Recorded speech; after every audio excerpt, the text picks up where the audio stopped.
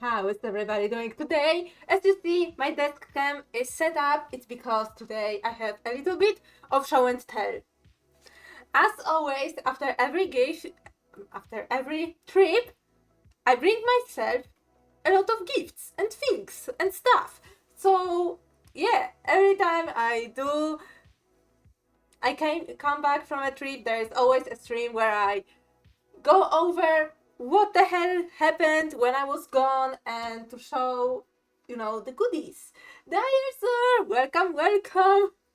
You can say that, but also I will show the picture because, oh my god, we stumbled upon a shop, not a sklep.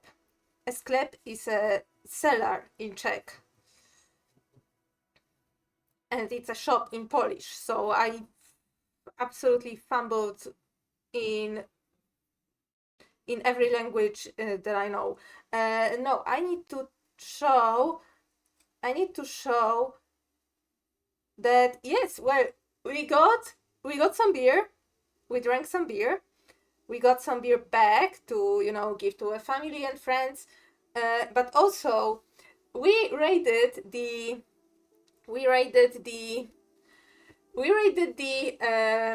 Asian grocery store. We stumbled upon this store with Asian, things and cuisine. And yeah, all these like green bottles are basically the Korean vodka. Well, very mild Korean vodka. It's like 13%. So, for people in here from our side of the world, vodka starts at 40%. Yeah, soju. Yeah. And I took the picture because I never seen that much soju, and so many different flavors of soju. Because yeah, okay, we have this brand, the Jinro soju, with the little froggy. We have this brand here in Poland too, but we, for example, did not get this brand. This is the this is the lemon soju. I've never had lemon soju in my life, so yeah, we got free. So we got free because we were like, when else we will get the opportunity to get so many flavors of soju, that are not available for us in Poland. Mind you, I had never seen this in Poland, so yeah. So we got those. Oh yeah. We also know of soju because of dramas. Of course, K-comics, K-webtoons, K-dramas, and of course we had to, once we found where soju is sold in here, we had to find it. And I need to admit, I am not an alcohol girly, okay? I don't like the taste of alcohol, so if something tastes less than an alcohol, then it is a win for me. So for example, every flavored vodka, very mild, very sweet wines, yes, and drinks that absolutely don't taste like alcohol at all. Like these are my jam. So soju is actually really, really nice for me. Oh no. Oh no. Well, we have lots of flavored vodka, like the vodka from Lublin, where I am from. Is like one of the brands of like biggest brands of like flavored vodka, and it's really good. And I don't drink alcohol much. When I drink alcohol, I drink it really fast, so I get really drunk quickly. So I need to stop at one beer. So I need to stop with one beer because I know that this is my limit. But yeah, because of that, I prefer alcohols that don't taste like alcohol, and yeah. So yeah, I'm sorry, I'm not a real slave because I cannot stomach pure unflavored vodka. I'm sorry, I'm a fraud. I know. I should give over my Slav card.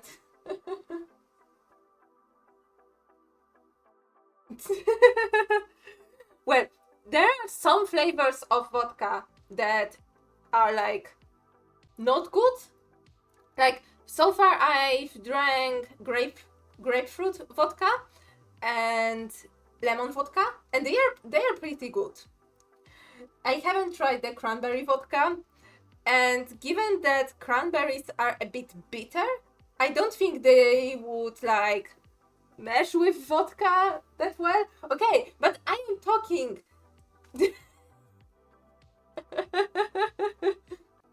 I don't know, why would you put a grapefruit in soju? Soju already has like 13% of alcohol. Like, yeah, okay, but we're talking things, and I have lots of things in this bag. Hashtag not sponsored, but yeah, I spent like a good chunk of money on here in this bag. So yeah. So how about we dive in? Like I pretend as if I don't know what's in this bag, even though I put this thing specifically in this bag, so I have it in one place, so I can just take it out and showcase it to you. So I'm sorry, I'm horrible at pretending that stuff. So yeah, so let's maybe start with the very beginning. So I went on the 1st of May and came back this Saturday. So I am fresh from this trip.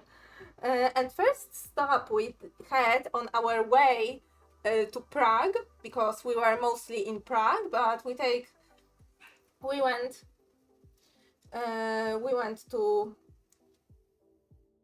to the Prague mainly, but we took a stops because we thought that, hey, we are already 7 hours, driving for 7 hours, we need a break. So we took a stop and we planned this stop. So we went to the Archpatsko-Teplickie Skały National Park, which is a park in the Karkonosze mountain range, with very funky rock formations like these. And yes, my phone camera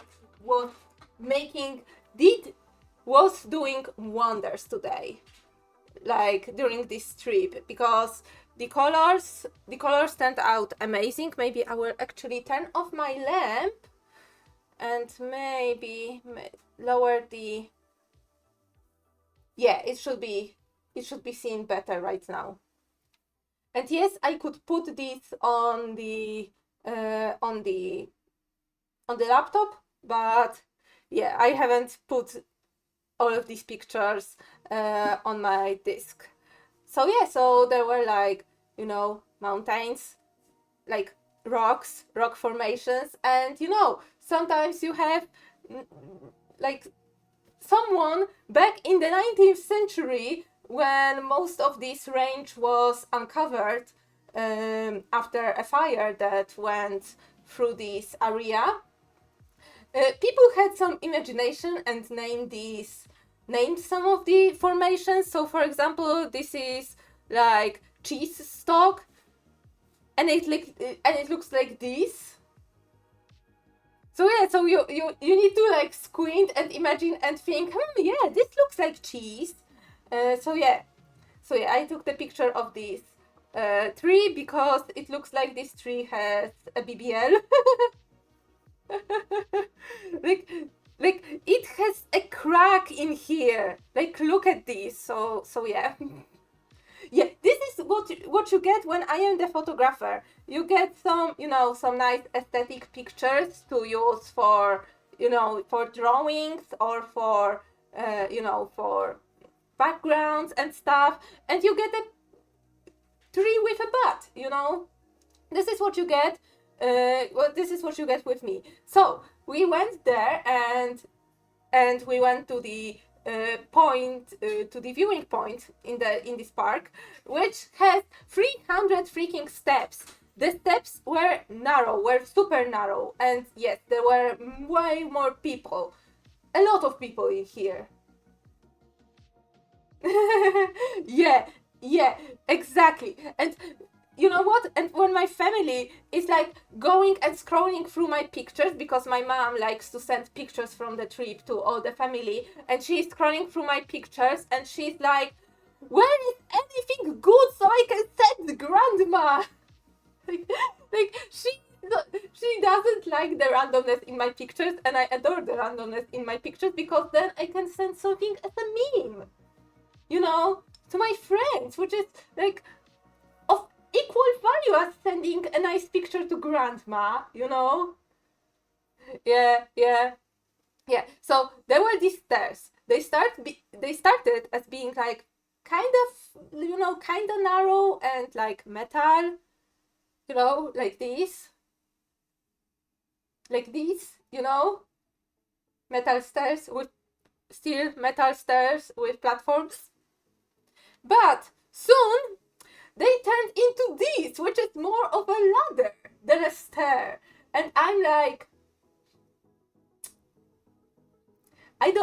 something about me, I don't like ladders, okay? I am absolutely like, my hands and arms are very weak. I cannot sustain I cannot like, you know, when there were things during PE when you need to, you know, hang from the rope or from the horizontal bar. I suck at those. My hands are really weak. My grip is really weak. I am a total weakling, and I hate ladders. Yeah. I hate ladders. I fear them. In any the only ladders I like are the good ladders at the swimming pool. The one with the very thick step. And the ones that I don't like are the ladders where you have only like circular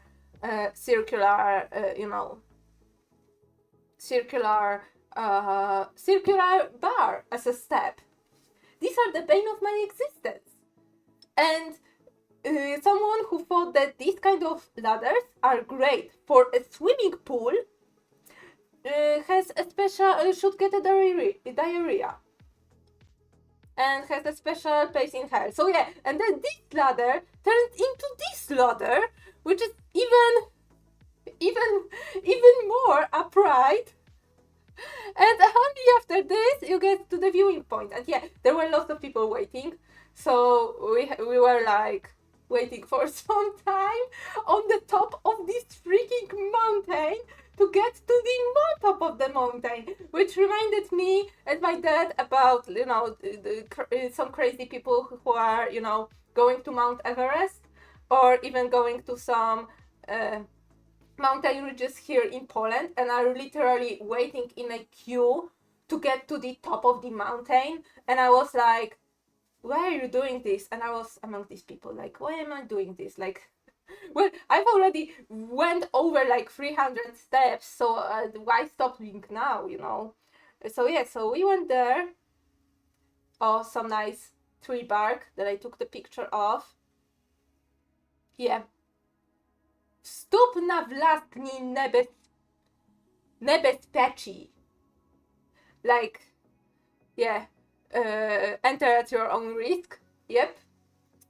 You know, being in Czechia was good enough that they know their audience, and they are writing Polish as a second option because they know their audience. They know there are Polish people coming who are not bothering learning Czech, who are not bothering learning English, and there are also German people who come who are also not bothering to learn anything else. So, you know, you see, okay, there is a thing about Polish, Czech, and Slovak, and people from Poland, Czechia, and Slovakia who think that each other's languages are funny because we have so many so-called false friends, which are words that sound the same or very similar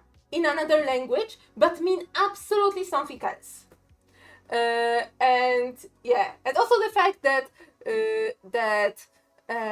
Czech language has an accent that is very similar to the mountain dialect in here.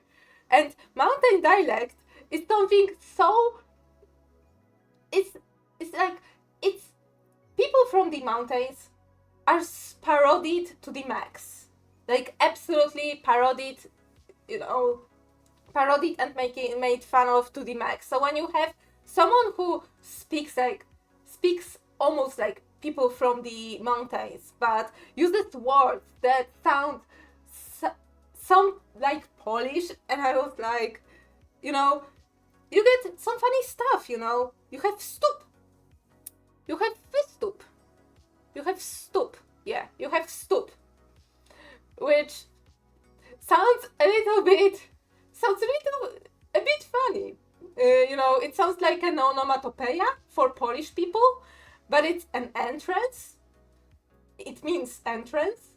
So it's like, my mom was really like, because we were using metro, we were using subway when we were in Prague, and there is like, there's always this, a person who is, the message that is always playing before the draw closes, and there is like, dokończyć prosim wystup a nastup. Weź zamykaj. And we were like, and my mom was so like, it was so funny for my mom to hear wystup a nastup. It's like take a step and take a step. It sounds like something like that in Polish, for us Polish, because like it sounds like a step, It's just, with the accent combined, my mom really liked this bit. She really liked this bit. Okay. And what else we have? We have, for example, the waiting hunter, which looks like this.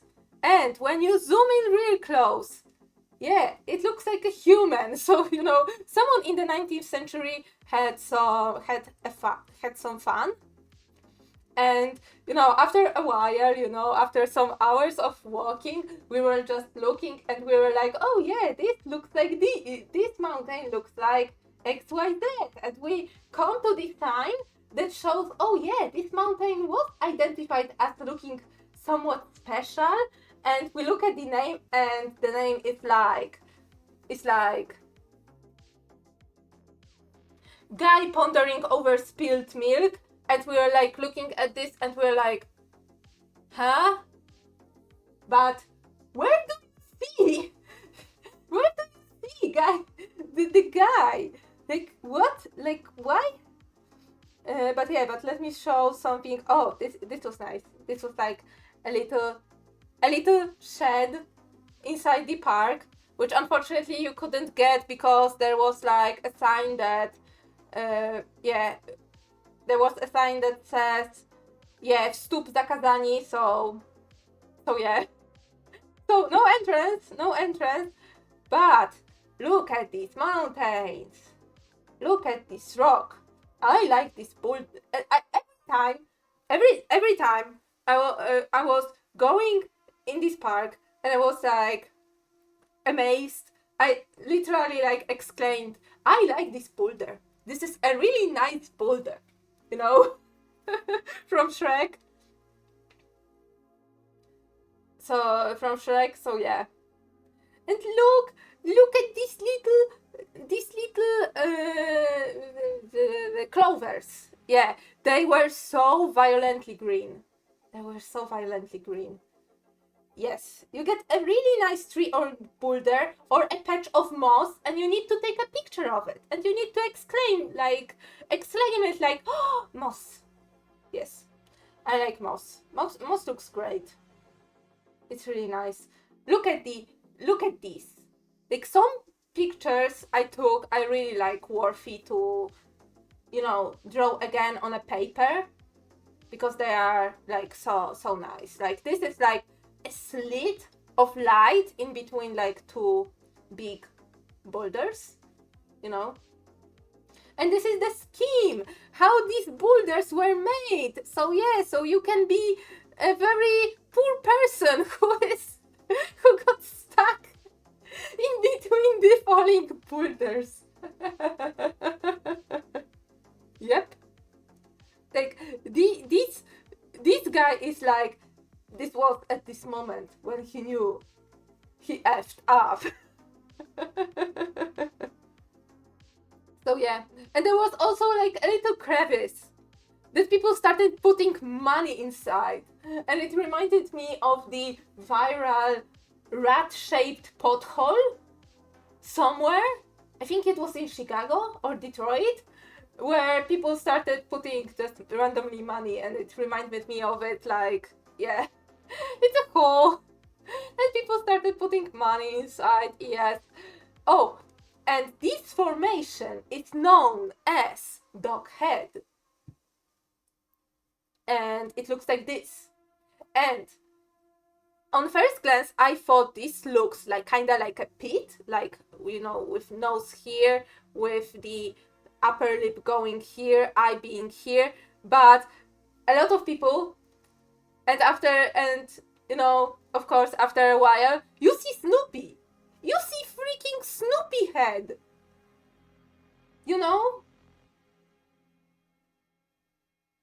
Oh, we had Narcissus flowering just like 2 weeks ago. Someone like this. Yeah. So yeah. So this is freaking Snoopy, You can't tell me otherwise. So yeah. This beat, this rock. This rock's name is Huckleberry Hound, like from the cartoon, and I was like, okay, on one hand I see, but on the other hand, when it was named, that its name is Huckleberry Hound. Unless Huckleberry Hound is a very common name outside of the cartoon, and the cartoon just yoinked the name. Because I don't know Huckleberry Hound from any other context than from the Hanna-Barbera cartoon. Very old Hanna-Barbera cartoon. But, Cartoon Network here showed at the very beginning very old cartoons. Like, given the fact that I was born in 93, Cartoon Network Poland started in 1992, I think. And I know Popeye, Woody Woodpecker, and freaking older Hanna-Barbera cartoons, like from the 70s. It's like, and Popeye and Woody Woodpecker are like from the 40s era, So yeah, so we got like, for example, more examples. A turtle is here, and I saw it here, and I had to explain to my mom, like, mom, look, like, this is his head, like, it was funny, So for example, this formation, for me, it looked like a gnome from a profile, from a side view, This is like his nose and belly and stuff, and even this crease looked like, between, the end of his shirt and start of his pants. But no, apparently this formation is named hedgehog on a frog. And we were like, huh? So yeah. So okay, so maybe let me quick take a quick step, like, oh, look at this, like this, there was a very like quite narrow like formation that it's known there as Siberia, and it's because the walls, the rock walls are so high, the sun doesn't get there, and therefore there are such low temperatures compared to any other place at the park. Like on this day there was like 27 Celsius. In this place I could see my breath, so it was around 5 degrees Celsius. So yeah. And look, a subway. I like taking pictures of subway. Like, subways feel like nostalgic to me, even though I ride subway like all the time on a daily basis. They feel like they feel like both like old futurist, like retro futurist, and also like new, like current, modern. But I really like this. Like, look at this look at this LCD LED display. I love these displays. Like, amazing. Yes. Przyszli stanice, the other phrase that was like repeated over and over. It means next step, next station. Yeah, pretty much. And look, czekajcie. I don't know. I take random pictures of, infrastructure that I find. And look, it's a national museum in Prague. Yes, we finally got into Prague. Yeah, we got into Prague. And look, there are lots of people. Who knew? If you go on an extended weekend trip, and another one of the false friends, you have narodni dziwadło. In Polish, dziwadło, which is written very similarly and spoken really similarly, is something weird, something wicked. So you have national wickedness. So I sent it to my friend and I said, me, national wickedness, yes. Yeah, more of the metro. Look, it's me. I sometimes take selfies. And yeah, and very like classic view. Disclaimer, I don't condone taking drugs. So, I came from the country where all drugs are prohibited, So, and then you step to the boundary and you can like legally buy like marijuana products and, legally get high. And I'm like, but yeah. But no, the only thing I got high on are these. These are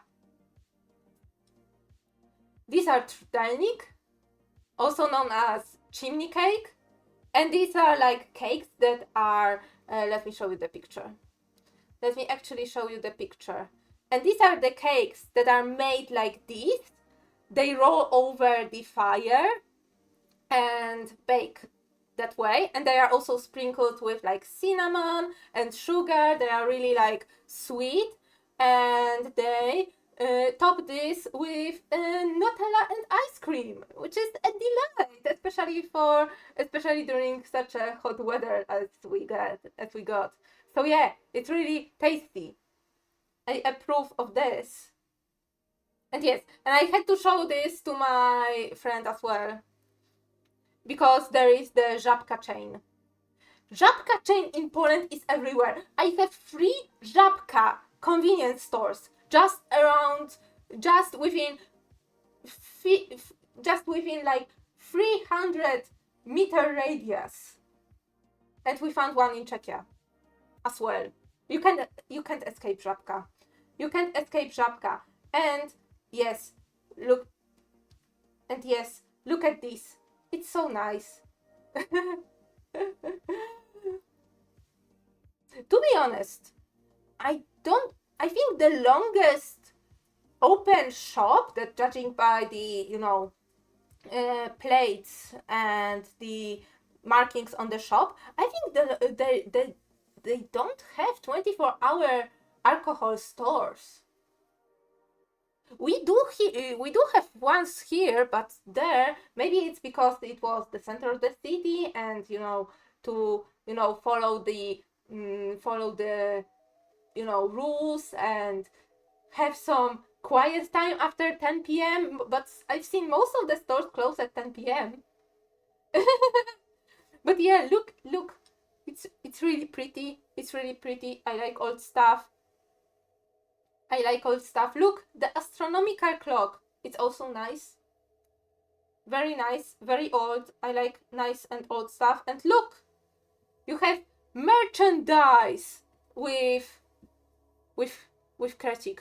You have Krecik. You have Krecik everywhere. You have literal Krecik everywhere.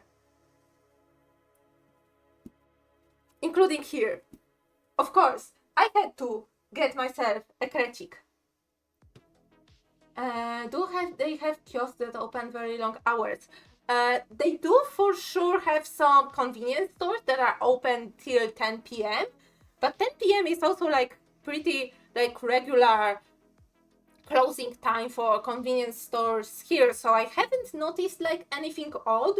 Also, we weren't like using convenience stores much because we got some food from here. So yeah, of course I got little Krecik, because Krecik in here, little mall. Yes, little mall. If you grew up in a commie block, in a comic block in the Soviet era, you know Krecik. I know Krecik. Even though I was probably too young to know Krecik. But Krecik was everywhere. And yes, and this is the hero of this is like the main character of the Soviet animation shorts. And apparently it's the most known fictional character originated in Czechia. So yeah, so I got myself Krecik. And my sister got Krecik, and we bought Krecik for my doggy. So yeah, everybody has Krecik. And we went to see some churches because my mom loves visiting churches, and she of course sends some churches. Sends like pictures of churches to my grandma, because my grandma also likes churches, and yeah. You can't escape that. But this is aesthetic. This is the Lucerna Passage. And it's a mall hidden in this building. Like in the middle, that goes through the whole building. Oh, that's nice. Well, given that, by the time Krecik was made,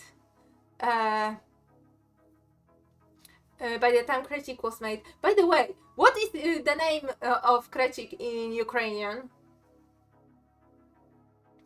So by the time the Krecik was made, it was like Czechoslovakia. So yeah, I can imagine like having a lot of like imaginary of Krecik also on Slovakian and Ukrainian, and like other like they call me the countries behind the Iron Curtain. Yeah, same here. Poland was under the communist rule, as a satellite state, very closely very closely allied with USSR. And we got lots of Soviet cartoons, like Wilk and Zayet, I mean, Nu Pogodi, Krecik, of course. Well, and Poland at the time had a really big, also like really like big, you know, cartoon studio as well. The mole. Well, I call him Krecik because this is how it's named in Poland, which also means little mole, you know. It's a diminutive of... Oh, hey, you know what we do? You know what we do? Boo! Boo! Yes! Boo! Boo! Come on.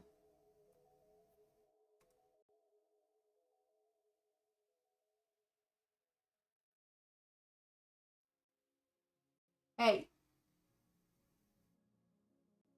Oh my god, can I? Okay. Yes. So yeah. So yeah.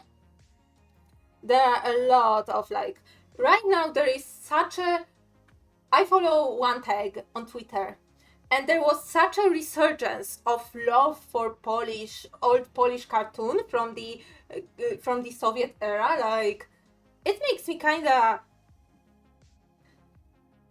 look more into local art and local artists. You know, like we have such a vast like culture and stuff, and we used to shit so much on it. You know? Yeah, yeah. Yeah, this might be the case because I haven't heard of anything like really Polish made, not imported, like after the collapse of the Soviet Union. You know, so yeah, so this passage is so beautiful because, well, first off, it has a very famous sculpture, and we were also on a sculpture hunt to you know, go to the sculptures and like just spots that were recommended, and this was one of the spots. But look at this. This is like, this passage was built between 1907 and 1920, and it shows because the like details, look at this font, look at the details, like this is cinema, basically. This is entrance to the cinema. Look how beautiful it is.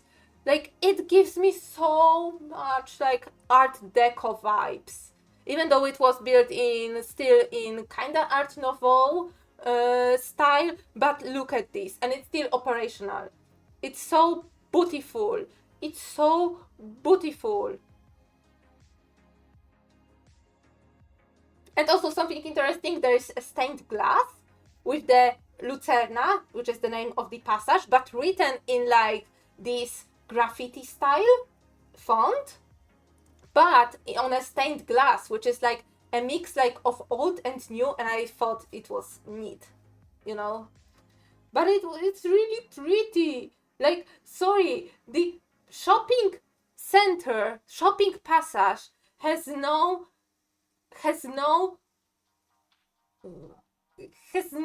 way to look this freaking good. Like, oh my god. And look at this door. These are on the building that was a little bit further away, but look at this door.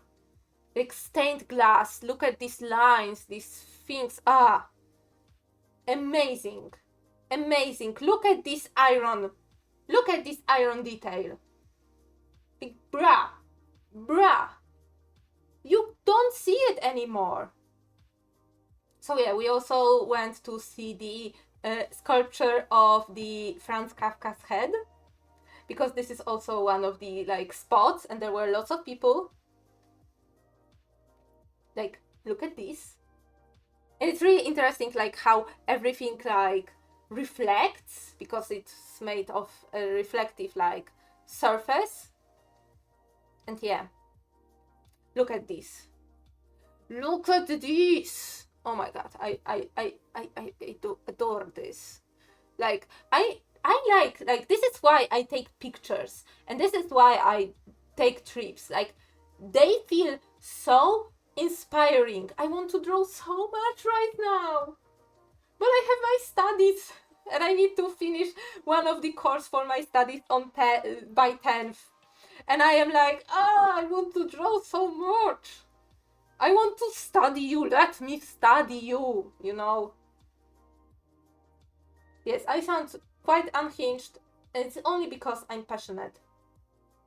Look at this.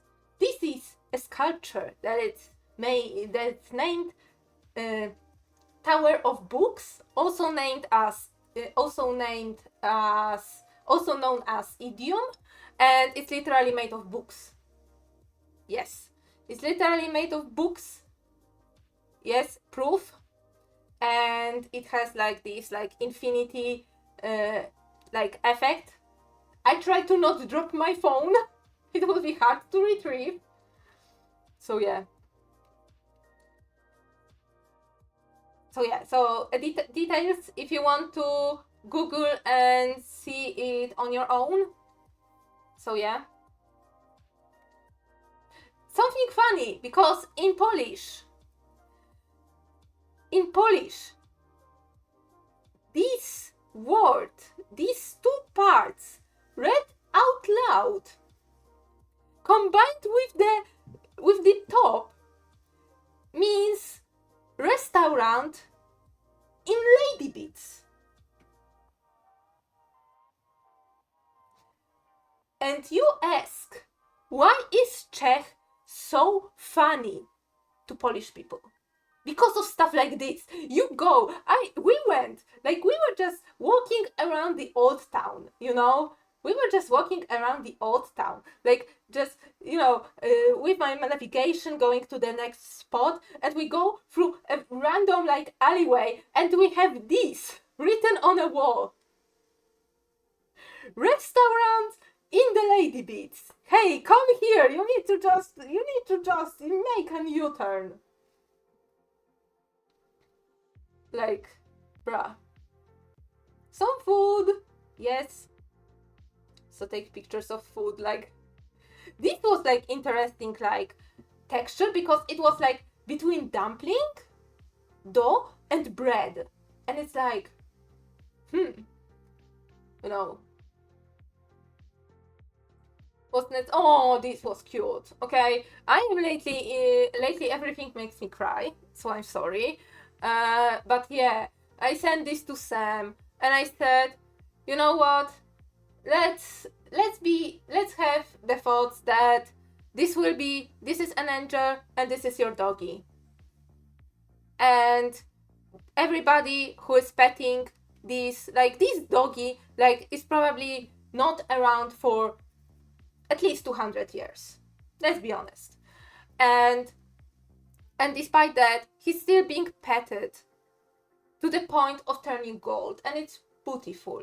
Like, I love seeing, first off, I love seeing what places people touch on bronze, figures, because these, places are more, polished and appear more gold. But also, I love when it happens to sculptures of pets. You know, when the top of the dog sculpture is gold, or when the nose is gold because it was booped so much. Like, it is so cute. So I saw this, so I had to take the picture, and send it. So yeah, and also I take pictures of plans to know where to go. So this is the Prague subway, still bigger than Warsaw subway, to my dismay.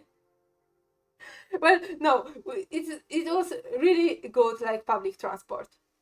And I feel just salty that Warsaw, which is only slightly bigger than Prague and has only slightly more people, has less metro stations. But at the same time, the Prague metro was built in, like, first station opened in 1974, making it 50 years old, and Polish subway started in 1992, making it a little bit over 30 years old. So yeah, so there is a difference, a slight difference, and yeah. And we went to the castle, and this is the view from the castle. This is the view from the castle. Really nice view on the left side of Vetlava river. Yes, can I just, yes, nice view on Vetlava river. And yeah, and we went to the Zlata Uliczka, which is the Golden Lane, and there were so many people. Like, literally, there were so many people. I absolutely could not take any good photos. I absolutely need to take photos from the internet to show it, because there were so many people. Like, every day we said, okay, we need to get early because there will be so many people, and then we wake up at 10 and we're like, always in the biggest, like, you know, in the biggest crowd. But yeah, but this lane was built, like, around the time the whole around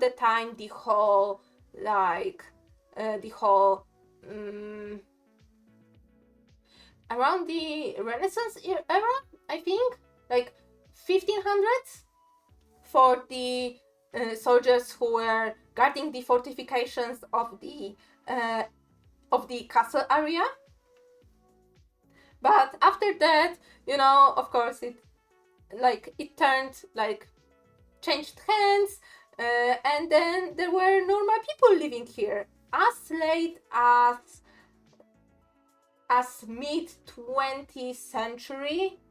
Yeah, then it was you know, put as a tourist attraction, and there were some, you know, reconstructions of rooms and real people's rooms that they were here, like, in different time periods. So there was a room of someone,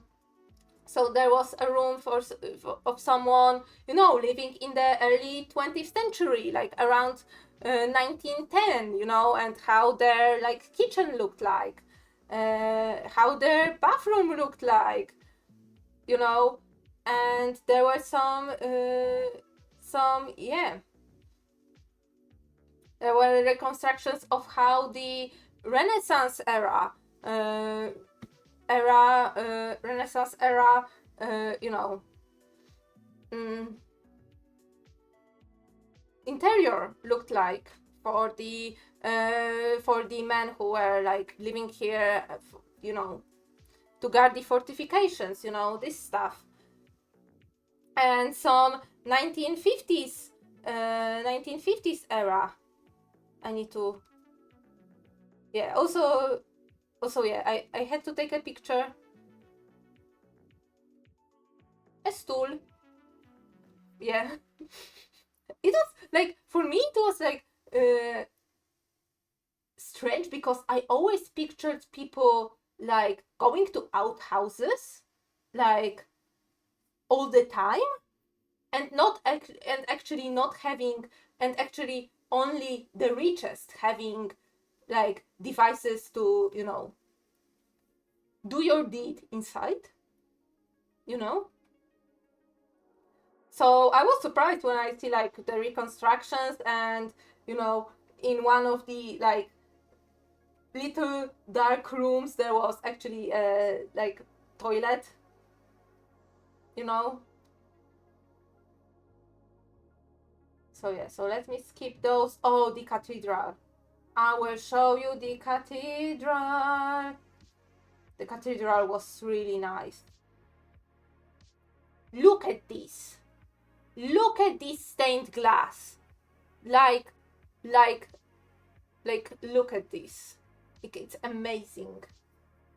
Like, I really like the stained glass effect, and I only wish to learn how to do this. Also, some funny stuff. I don't know why, but there was a fresco of Jesus with a shovel. And I was wondering why. Because I don't remember Jesus having a shovel anywhere in the Bible. And there was like one woman, and there was like, and I look at this and it's like, wait, is this his grave?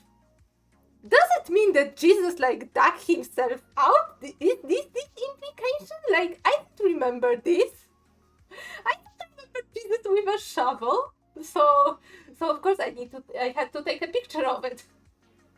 And he's like, he's making this gesture like, no, I will shovel myself. Like, so yeah, so this is the stuff that you get. Oh, and of course I took some pictures for a reference of these like cast iron ornaments. Very nice, so I can study them later. Yeah, so I can study them later. And there was a very cool sculpture of an angel stabbing a demon, a devil. Very, very cool. Of course, your regular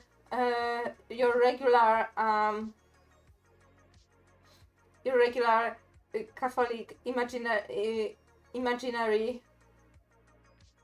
Look, there is a sculpture. Oh no, maybe I shouldn't show this. Oh no, I shouldn't see this.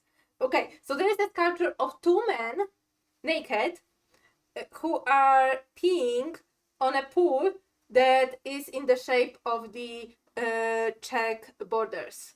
And this is like a metaphor of politicians and just people absolutely not caring about the country. It's like a satirical / political commentary piece. Really nice.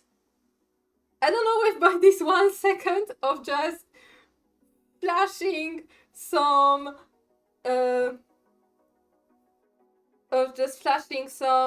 another thing.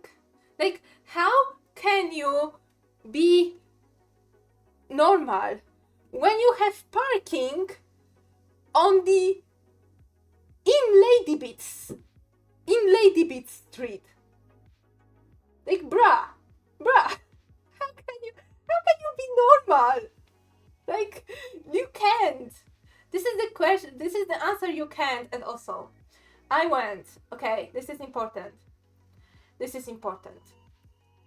I went to the Mucha Museum. I went to see Mucha Museum. And it's like, for me, it's a big deal for me. You don't know how big of a deal is for me, because Alphonse Mucha is one of my absolute favorite IRL artists. Like, I have this art book, for heck's sake, for couple years already. I got this on, I don't remember, I think I got this on my birthday from my sister, because she knows I love art, and she knows I love Mucha. So I had to, when I was in Czechia, I had to go to the Museum of Alphonse Mucha, country of origin, everything. And of course, I had to visit the museum gift shop. Of course I had to visit the museum gift shop. Of course I had to visit the museum gift shop and get myself some postcards. And get myself more postcards. And that will be all from that museum. But you don't know. If you know me for a really long time, you know how big of an influence and how much I adore Mucha's art. Like, a lot. Like, I brought this sketchbook up specifically so I can show you how much I adore and how much Mucha's art influenced me. Like, look at this. This thing, I drew this thing in 2017. I drew this thing 7 years ago. Because I adore like this feeling, this wispy like, you know, things. I adore it a lot. And so this is important for me, you know, seeing these like in these pictures, this all art, seeing them IRL, you know, seeing them IRL, and you know, seeing how big they are. They are really big IRL, like absolutely big, like they are life size. Let me tell you, all these ladies in here on these like all these ladies are life sized. Okay, this is how big we are talking. So yeah, so other goodies, other things. Let me check the photos if I am not.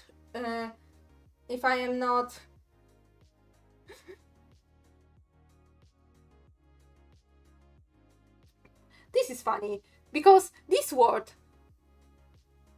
ochleduplne, has a syllable that sounds like butt in Polish. So of course I had to take a picture. I had to take a picture of this LCD, this high-tech display of the next przyjście zastawka, of the next stops. Linka 9. Ze zastawki, przyjście zastawka, do zastawki. Yeah. So yeah. So what else? What else I have here? What else I have here to show? Yeah, some buttons on the like funicular operator, of course. Some nice sculpture with some butt. And the funicular. This is nice. This is like pretty much a tram, but drives.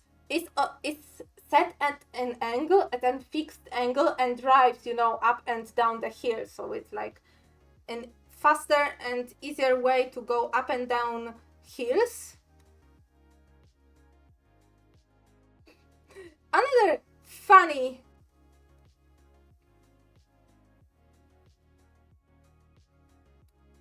thing, yeah.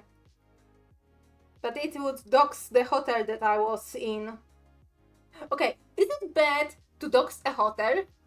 Because, well, hotels are like, you know, isn't it like public knowledge? Like, it's easy to find a hotel in Prague. And, you know, I'm not here right now in that hotel. So, is it bad if I will show something with the address of this hotel on? I don't think so. Like, yeah, it is a public building with restaurant at the bottom. Okay, so I will show it, but only because the evacuation plan in Czech is unikowy plan. And for Polish people, it sounds like dodging plan. And it's like, does your hotel have a dodging plan? Like, I don't know, it's funny for me. It's funny for me. And we went to, on our way back, we went to Yiczyn, which is a little, like, kind of small town, a bit like northeast from Prague. And we went there because, you know, it's a place that one of the Soviet cartoon took place in, namely this one. The place in and around which one of the Soviet cartoon takes place. So yeah, the legend of room size and his adventures, you know. So yeah, so we had to go there just to see, and something I also love stumbling upon little pieces of art. Like, look, this is like,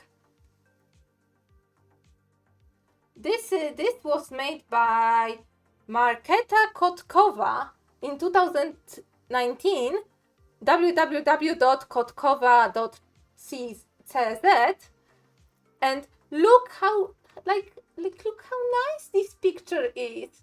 Like, it looks so pretty. Like you see it's traditional art, but it's like so cute. Like, it's a little stamp of a tiger in here, like a little like ink characters, and it looks like from a cartoon with like really bold lines, but on top of a painted background. It looks so nice. I had to take a picture of it. And also this one. Like, look at this. This looks like a cartoon cell, like for real. And it's beautiful. So of course I had to take a picture of it and look at this deeply. So this concludes my pictures, but it's not concluding anything else, because speaking of local artists, we also stumbled upon a really small gallery of a local artist, and there was a deal for postcards. So of course we got lots of postcards, but look at this art. Like, this is by let me show you this and read this from the other. So this is by Marie Brozova. Right, let me wait. Properties. I want you to see.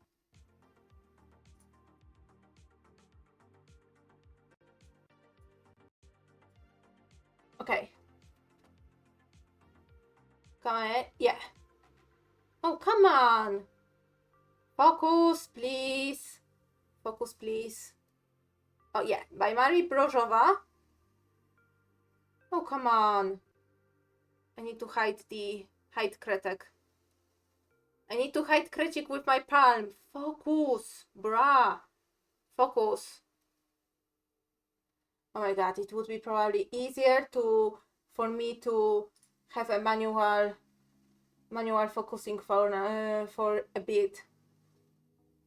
I want to give credit. Camera. I want to give credit. Because there is her website.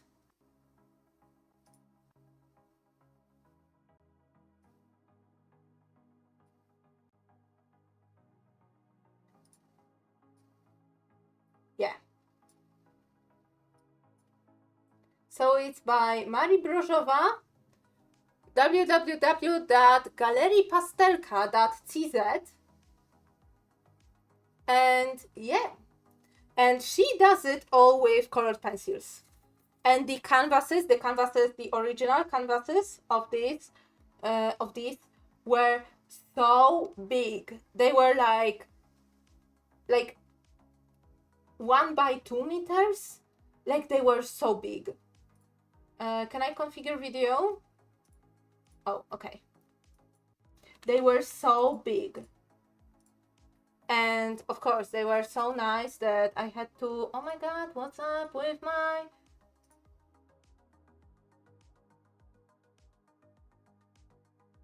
Okay.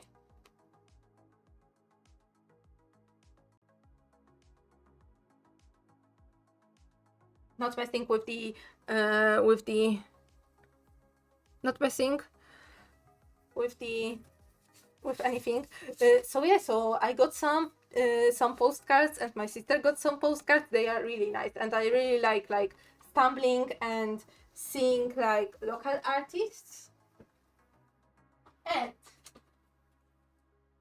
and also when I was in Mucha's museum, I also got the postcards with the Slav epic, which I haven't seen IRL because it was located somewhere else right now.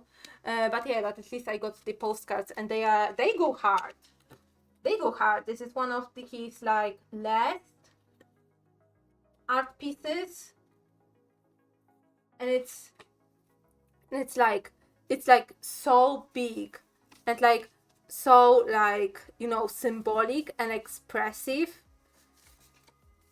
like, you know, showing everything that is about being like everything that is about the history of Slavic people. You know, some legends, some more spiritual things, and some like historical things. So yeah, it's really nice. Like, just look at all the like details and stuff. Like, it's a lot. So yeah. Oh, look at this. Like, if it isn't like kind of reminds me, when it comes to busyness, it reminds me on Hieronym Bosch's paintings.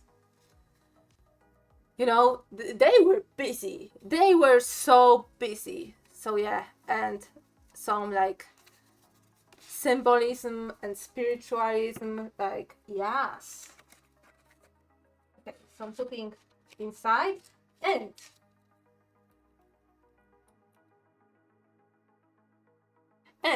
because I was also in Czechia, and I know there are a couple of things that I need to get from every trip that I am on right now.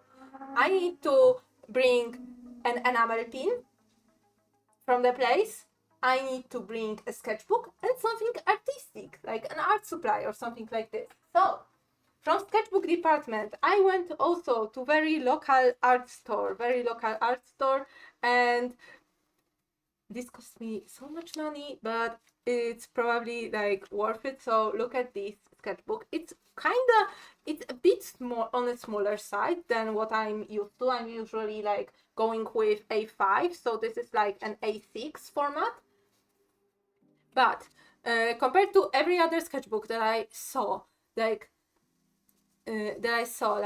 first off, it has a little bit of custom art printed inside. So yeah, and the paper is like this like recycled off-white paper, so it would be really interesting to draw. And yeah, and it's handmade.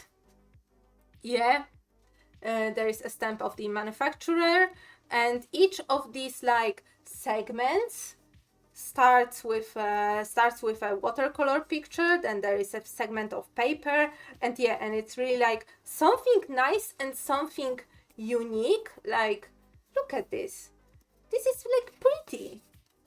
So yeah, and I believe that because it's made like this, you can like take off these segments and replace the paper with, you know, some signatures, or maybe some with the signatures with the. And by signature, I mean, this is like the term used by people who bind books. I mean the set of folded books, of folded pages. So for example, this whole bit is a signature. So you can like, in theory, I see you can like take this off because they are held by a rubber band.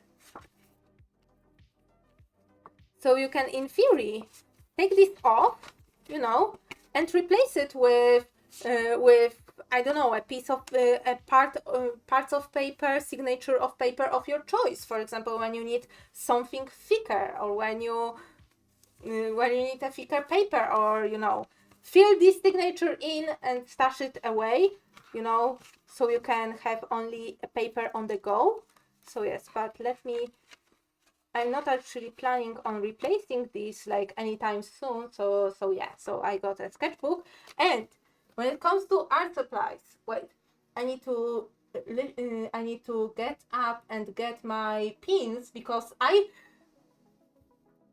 don't have them on me right here, so I need to get them. So let me quickly go, be right back, get my enamel pins so I can show them, and then show the rest of the goodies that I have.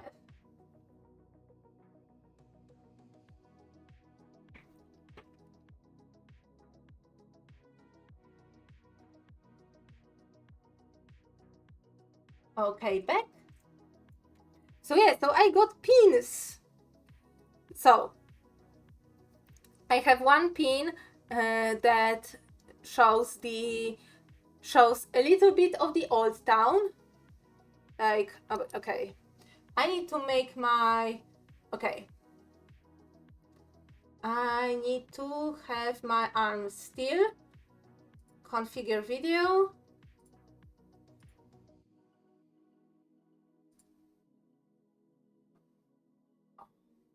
That's better. So I have some buildings from the old town. I have the astronomical clock pin. I have well, this one is my dad. My dad wanted a pin with this like bigger astronomical clock, and I have a little Praha, Česká republika pin. And this one is like I think it's like funny because it is in the style of the street signs that are here. So yeah. So these are my pins.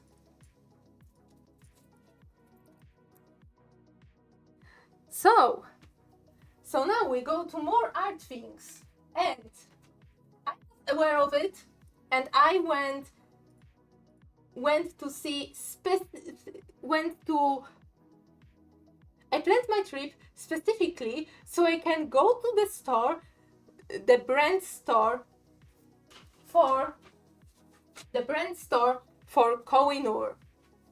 This is Kohinoor, the brand that is from Czechoslovakia, the Czech brand. Yes, so I had to go there and check if there are any products that I haven't seen in Poland.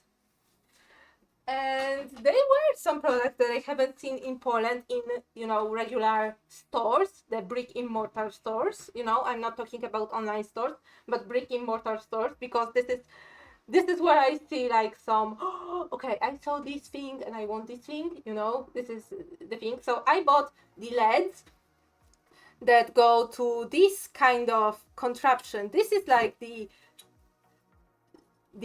like thick LED holder. Of course, it's like I will have graphite everywhere on my fingers, but yeah, this is a thick LED holder, and it's made for these LEDs, and these LEDs have white chalk, rusted sepia, light brown sepia, dark brown sepia, drawing charcoal, and one more graphite LED. So yeah, so I thought this is nice, fancy. Nice, fancy, we'll use it. I got this as a freebie from this store. It's it's a pencil that looks like a carpenter's pencil. Because carpenter's pencils are like have this like elongated LED shape. They're like rectangular. So yeah, and it's like novel, like promotional piece that they made, for the ice hockey world championship that apparently is going on. so yeah, so I got this as a freebie. Well, I better have this as a freebie because, considering the amount of money I spent in that store, I got a pencil sharpener. But this is type of pencil sharpener I've seen only on the internet, and this is like, I opened this before just to check how it works. I did not have any pencil in, but yeah, So this type of pencil sharpeners can apparently sharpen your pencil to such a fine point. So yeah, so I want to test this. I haven't tested this before because I did not have any pencils on me. I usually use mechanical pencils when I'm on the go, so you know they are always pretty sharp. But I have some, well, it's not from Kohinoor, but it's from Faber-Castell. But I have my colored pencils in here. Let me open them. Let me pick this one up. It's pretty like blunt. It's one of my most used colors. And let's see. Let's check how well this one will perform. I have high hopes. I have really high hopes. So yeah. So I need to, yeah. So I need to put this inside. Put this out. Yeah. And start. Check the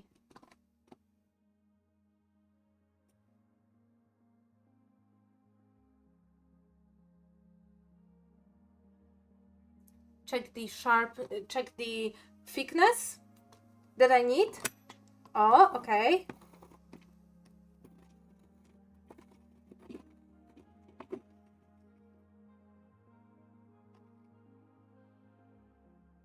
And let's sharpen.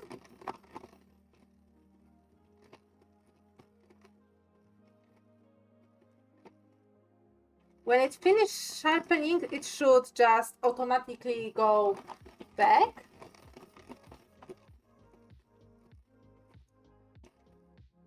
Okay.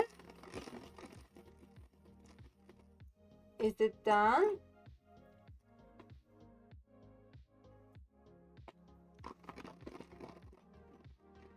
No, I made this blunt. Wait.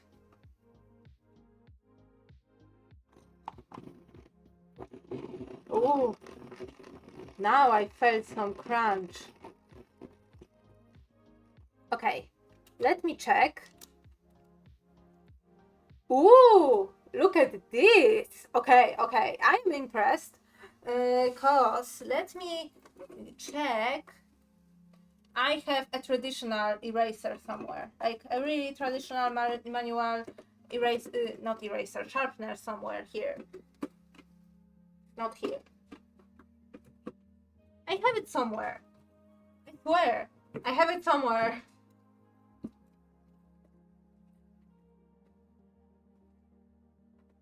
Oh, come on. Oh, it's probably in my other...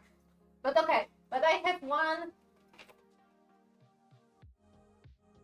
Which one is... Okay, I think this one. Yeah, this one is newly sharpened on the previous sharpeners. And yeah, the point is like, yeah, it is thinner. It is thinner, so it works. Let me check if I can make it even. Oh, I can make it even. Oh, wait, I can make it even.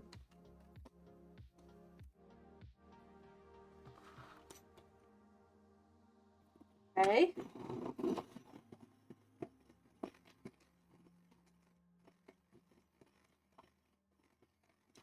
Yes, I know my desk is shaking.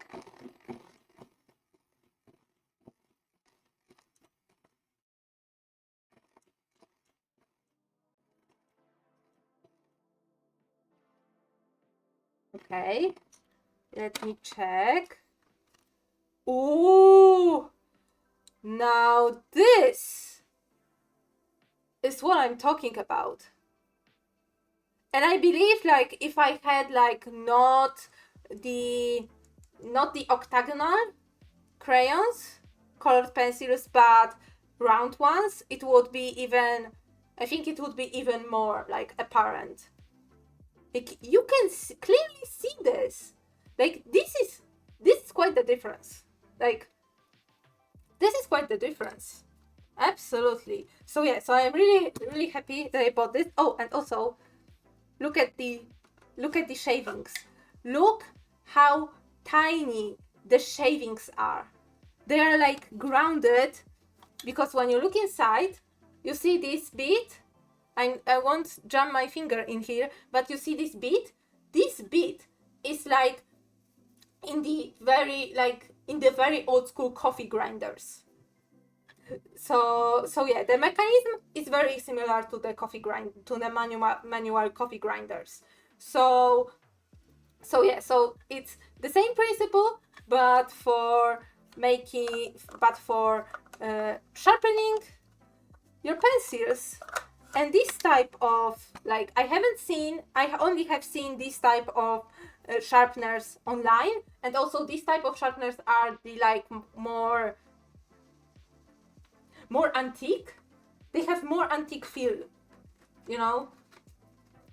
So yeah, and last but not least thing that I got is wax pastels aquarelle. I have never seen a mix like that, where you have wax crayons that are water soluble. Like, what? So of course I had to buy it because I haven't seen it like anywhere, like especially in Poland, especially in you know. I feel this is such a like strange mix, because I've never seen, like, to make something water soluble, you need to make like a different formula. Like, I've never seen anything that contains oil or wax, because these elements, these ingredients are, you know, are not mixed in water like by default. Like you have wax, you can't melt wax in water. You have oil, you can't melt oil with water. Like, you can't make a water solution with these. So when I saw this, I was like, what? How does it even work? So I bought this, so we will test it. So we will test it, and this will be the first thing I will put in this sketchbook probably, because I almost finished my current sketchbook. So it is a call for a new sketchbook, pretty much. And I will so it's a call for a new sketchbook, and I want to start a new sketchbook. But this paper, it's thicker. It's a bit thicker than the paper I have in one of the sketchbooks that I want to use right now. Because I have also this sketchbook that my sister bought like a couple years ago, already, like a year or two ago, when she was in Cologne. She was in Cologne, yes, Cologne. Cologne.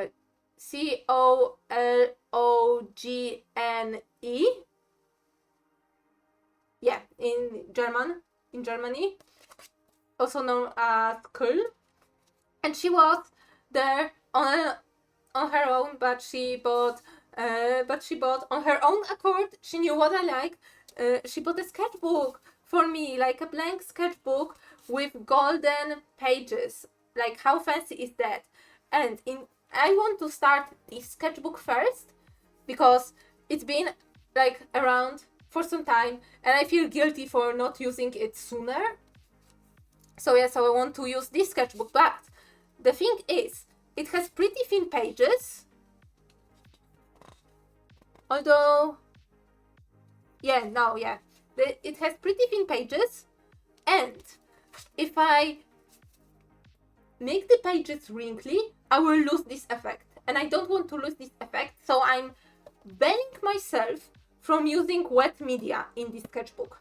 This sketchbook will be for dry media and alcohol ink, because alcohol ink glides quite well on paper this thin. It's really like nice on paper this thin. Of course it will bleed, but I don't care about bleeding. I have lots of pages. I care about not messing up this edge. And when the pages are wrinkly, it will just mess up this edge. So I am banning myself from using anything wet. So I want to test this, and of course test this wet. I have the water brush prepared for that. So I think, despite me starting this sketchbook next, I will start this sketchbook by swatching and checking this supply. So yeah. So this is the lengthy explanation on to why am I, despite having this sketchbook, not starting this sketchbook, and despite drawing in this sketchbook, not starting this sketchbook. So yeah. So let me open this. Let me take, okay. Krecik can stay here, and everything else I need to take out from here, so I can have like a nice thing. Also, I should be able to use this band to go around here, yeah, to mark the current page and make the... Although, what am I doing? I should take out the signature. Yeah, I should take out the signature for easier handling. Let me do this.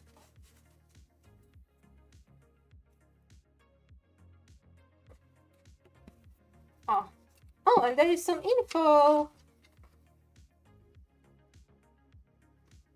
Okay. I was trying to read this in Czech, and I was like, okay. And I noticed that there is an English translation. Yeah.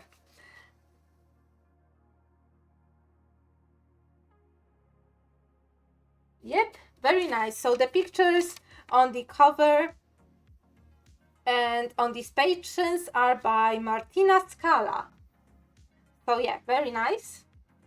Very nice. So okay, let's go in there and get this out. So there are 12 colors inside.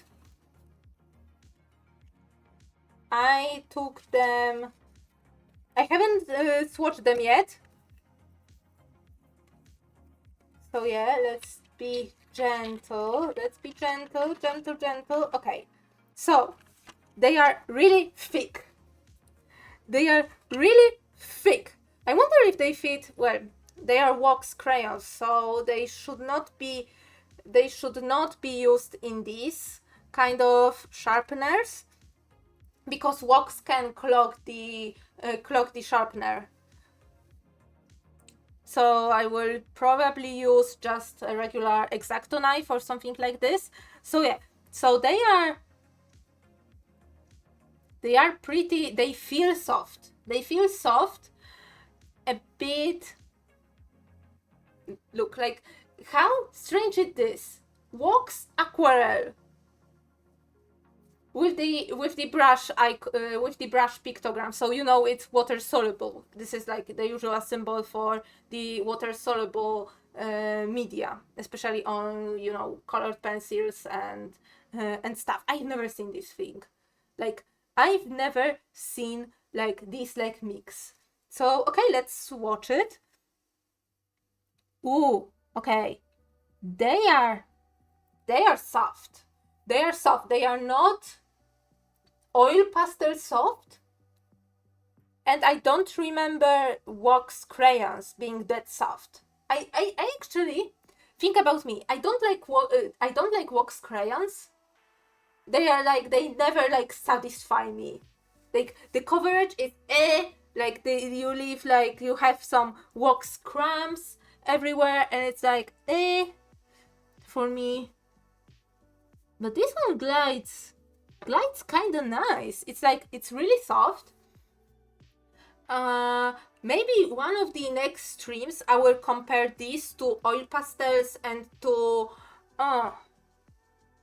polychromos are a bit firmer, the Faber-Castell polychromos, but the Prismacolor pencils, they are pretty smooth. They are pretty soft as well.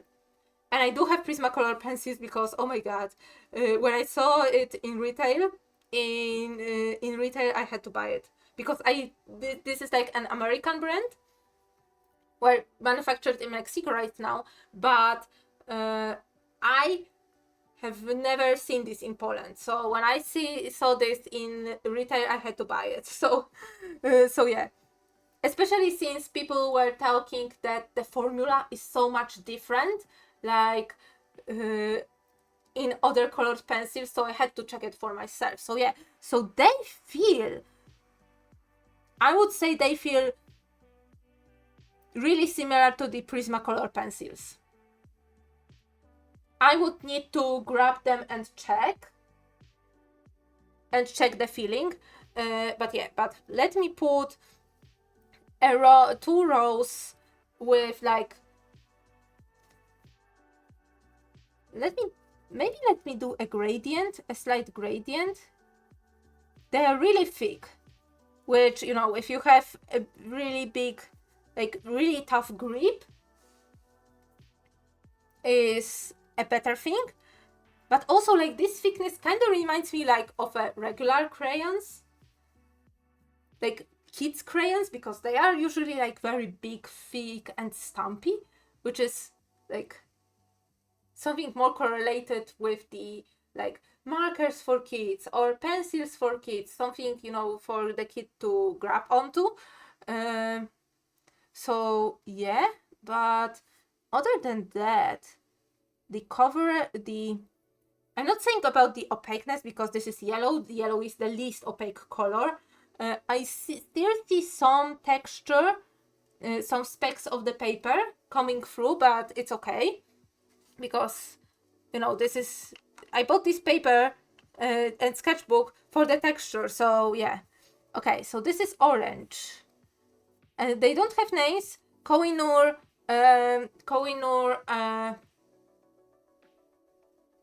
Kohinoor usually doesn't have names on their products. Wait, let me check. I have some Mondeluz. I have some Kohinoor, Mondeluz. Yeah. So this is the Kohinoor Mondeluz. This is their line of watercolor pencils. So yeah, I had to check twice because as I remember correctly, I did remember correctly, they don't have color names, they have color codes in here. So yeah. Faber-Castell, on the other hand, also doesn't have color names, only color codes. Like, yeah, this is like color 344. Yeah, really nice. I know everything about this color right now. This was sarcasm. So yeah, so this is like, I think it's orange. It's a really dark orange. Like really dark orange. I would say it's more closer to the carrot orange than...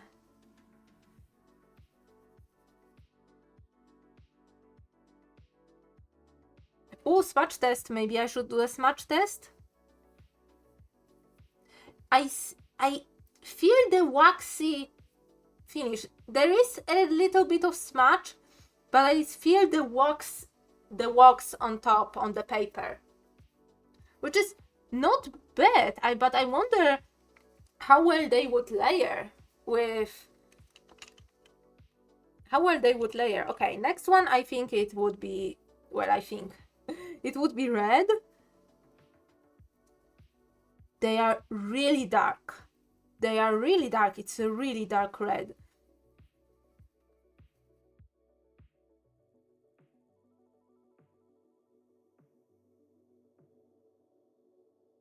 It's a really, really dark red. I don't know, maybe it is because of the paper. Because of the paper is a little bit off-white. It's a little bit more gray, which I'm looking forward to because some white highlights would pop out, pop off, you know, pop out of the page when I put them.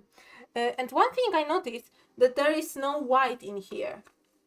So yeah, so you need to either supplement white with like other media, like white ink or white gouache, or use, and this is like more of a watercolor technique, use the color of the paper as your white.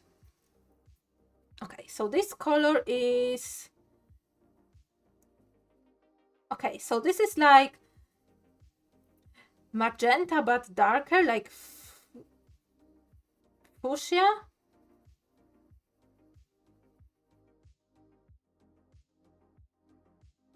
Like I know that I can make this color lighter and turn it into pink. What is your what is your purple?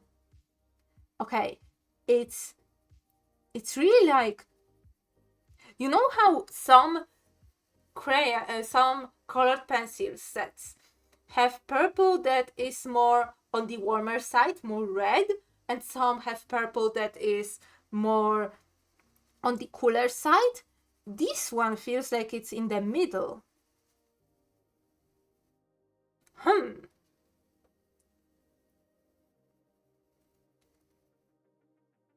I really do want to check how well they layer, because right now I packed a lot of product on this, on one side, so I wonder if I can layer another color on top of it, or to mix it, or if I need to, you know,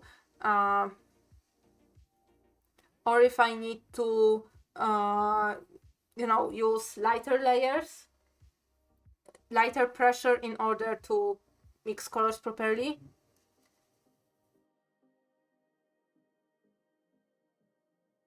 Whether or not they behave more like colored pencils or more like oil pastels.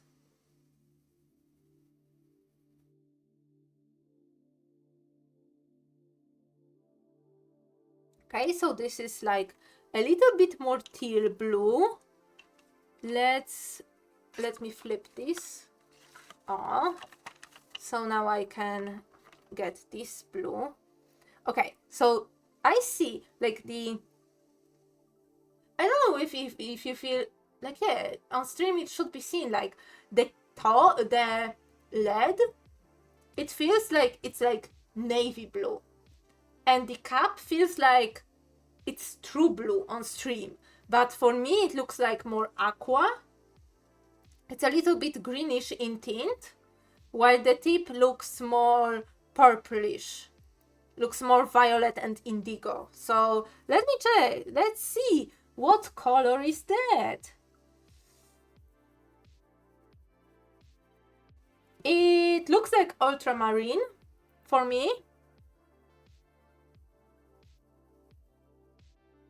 While these have some green, this blue has some like greenish undertones. This one has more like violet and cooler tones.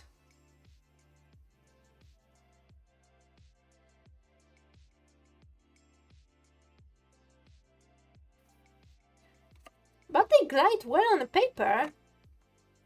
So yeah, okay. So this would be light green. Ooh, I like this color. So you know how in sets, in some sets, this is a big pet peeve of mine. You get two sets of green. You have one lime green, and you have the other that is forest green, like emerald green. The thing is, none of these greens like really appear in nature, so I always struggled to, for example, color the grass. And I learned to mix a bit of this lime green and a bit of this emerald green to have like the regular, normal, dark green. This one looks like more sap green, which is good because it's like a bit more natural. It feels more natural for me. Dinosaur, I'm testing right now the Kohinoor Wax Aquarelle water soluble wax crayons. I know this is a mouthful, and I've never seen this I've never seen this mix before, like to have something wax based and at the same time water soluble, and it's like I had to buy it because I had to check it, like what the heck is this about? So yeah, so I'm swatching this right now. Okay, and this one, yeah, this one feels more, even though it's a little bit blue it feels a little bit blue in hue, but yeah, this is more like emerald green. But again, like the cap, I feel the cap does not give it justice, so yeah. Always swatch your art supplies. Let me show you something, because I was just a minute ago I said that in pencils, when you have like pencil sets, color pencil sets, or any other color sets, like especially for kids, you get only 2 shades of green. You get either lime green and like one of these like shades of like emerald green, usually this one, and none of these appear in nature, so I always like struggled to mix like regular green using like sets like this. And what I learned is to use like lightly put this green and lightly put this green to make a little bit more neutral green, like for grass and leaves. But oh my god, this is like one of the pet peeves of mine when it comes to art supplies, that what kind of green you're providing me, okay? Because yeah, based on that, you get only so much green you can mix, unless you are a masochist and you're mixing your green from blue and yellow, in which, well, good luck for you, because it is a pain to mix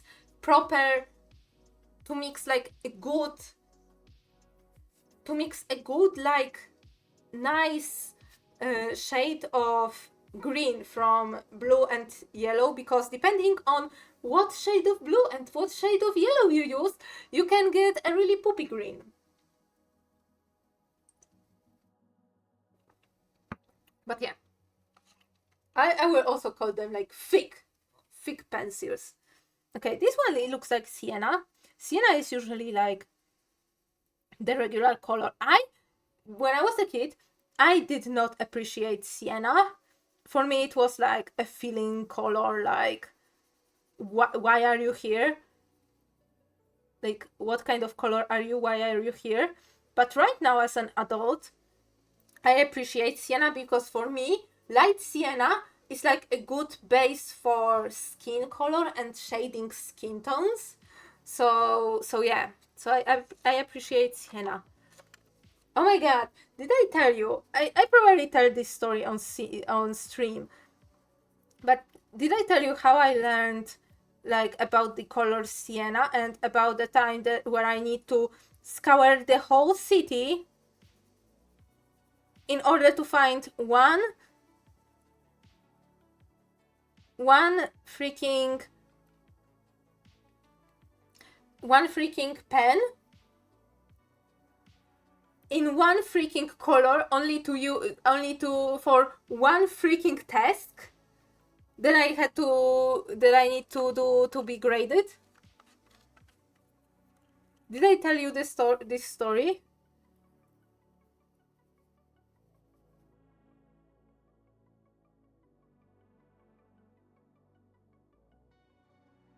So yeah, as I said earlier, there is no white in this set, which means you either need to use white from other like set or other sources, or use the watercolor approach and use white as a use white of the paper as a white, and be really cautious about this. Okay, so this is on dry.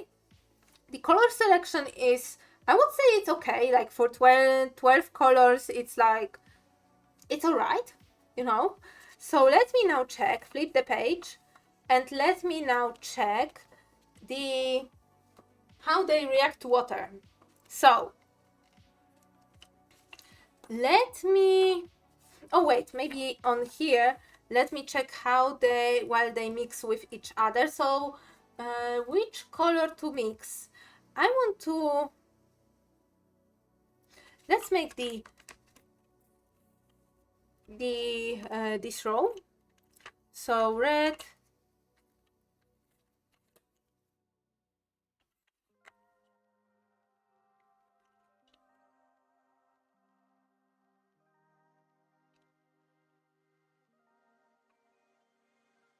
okay, so let's start with yellow, then go to orange, red, magenta, violet, and then dark blue. And let's see how well they mix with one another.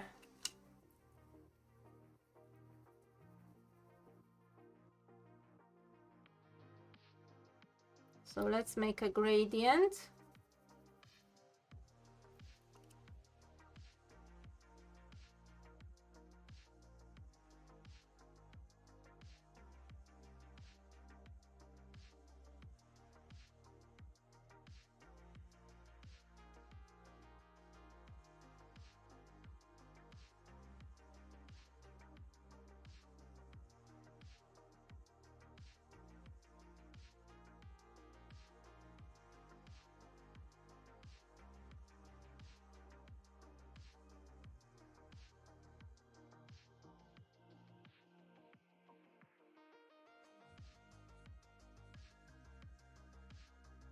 Oh no.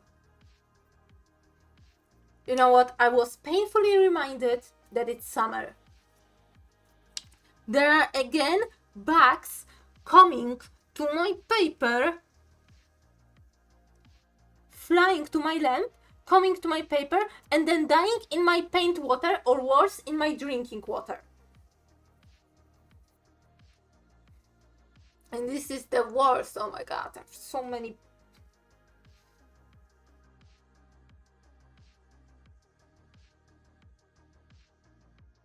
Like, on one hand, I like streaming during summer because, you know, summer is the time I started streaming. Summer is the time where sun is not setting at 10 p.m.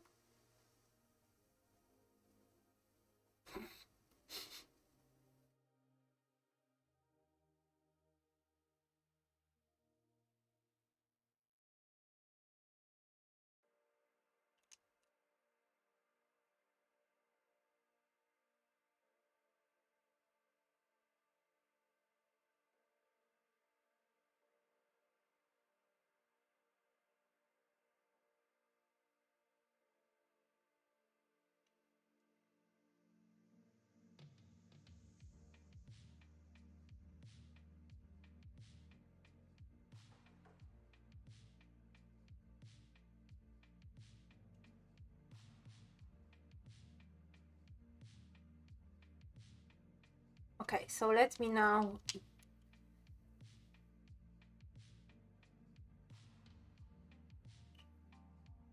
go between orange and yellow and try to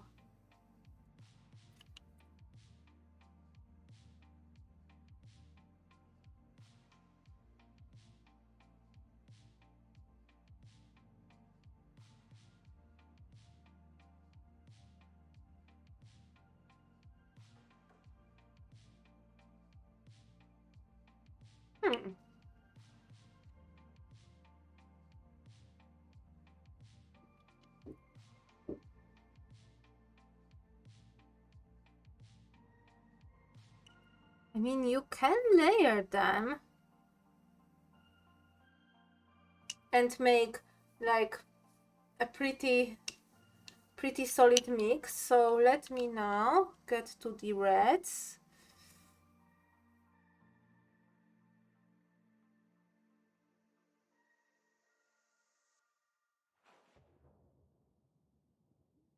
Mix this orange with a red.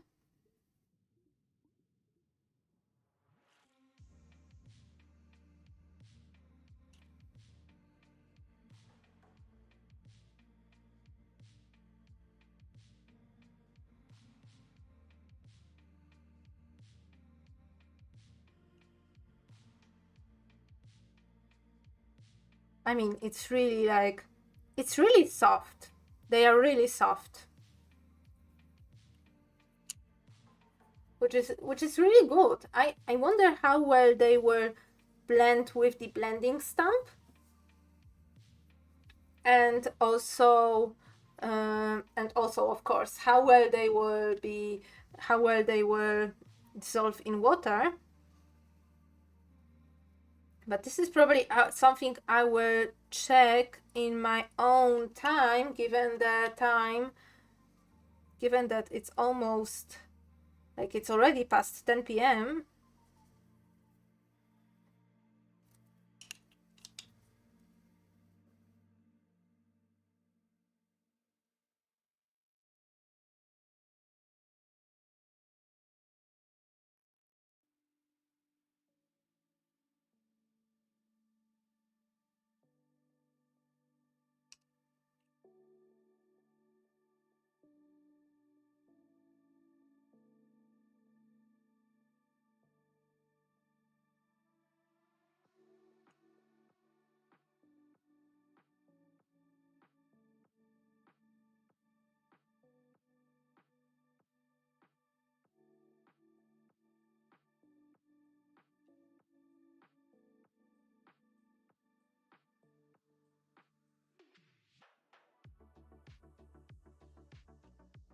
Okay, so this is quite a nice gradient. The only thing I saw, it's between the magenta and the purple. It seems that the purple is a little bit, the purple slash violet is a little bit too cool. So there is a little bit of muddy color in here, but other than that, the gradient looks pretty smooth. So yeah, so off the stream, I will do another gradient, probably between like blues and greens, and I will try and make this gradient smooth with water. So I will see how well they dissolve in water, and of course swatch them on the next page with water. Yes, exactly. So yeah, so this is all I have for you today. So next stream, it will be, I believe next stream is traditional art stream. So yeah, so I will be doing some traditional art, maybe a bit of mermaid. Well, I have this sketchbook, this one, and I have a lot of like mermaids, a lot of like line art of like mermaids that I did, and I haven't finished. Well, these ones are finished, but I have lots that are not finished. So maybe this year will be the year that I finish this mermaid series. For mermaid. And yeah. So thank you so much for watching. Thank you for coming, chatting, lurking, and spending some time with me. So yeah, stay safe, stay healthy, take care of yourselves, and I will see you all next stream. So goodbye.